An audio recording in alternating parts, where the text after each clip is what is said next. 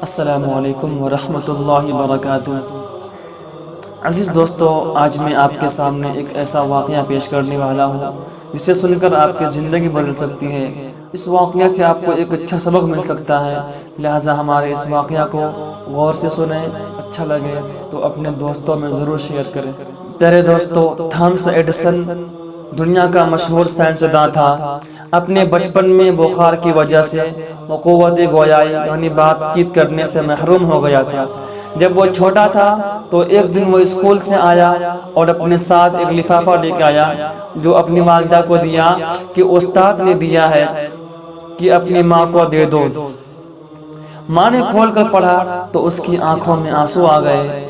پھر اس نے بآواز بلند پڑھا کہ تمہارا بیٹا ایک جینیس ہے، یہ اسکول اس کے لیے بہت چھوٹا ہے اور یہاں اتنے اچھے استاد نہیں ہیں کہ اسے پڑھا سکے، اس لیے آپ اسے خود ہی پڑھائیں۔ اس کے بعد اس کو پڑھانے کی ذمہ داری اس کی ماں نے خود لے لی۔ کچھ سالوں بعد جب تھامس ایڈیسن ایک سائنسداں کے طور پر مشہور ہوا تو اس کی والدہ وفات پا چکی، تو وہ اپنے خاندان کے پرانے کاغذات میں کچھ ڈھونڈ رہا تھا کہ اسے وہی خط ملا۔ اس نے خط کو کھولا تو اس پر لکھا تھا کہ آپ کا بیٹا انتہائی غبی، کند ذہن اور ذہنی طور پر یہ ناکارہ ہے، ہم اسے اب مزید اسکول میں نہیں رکھ سکتے۔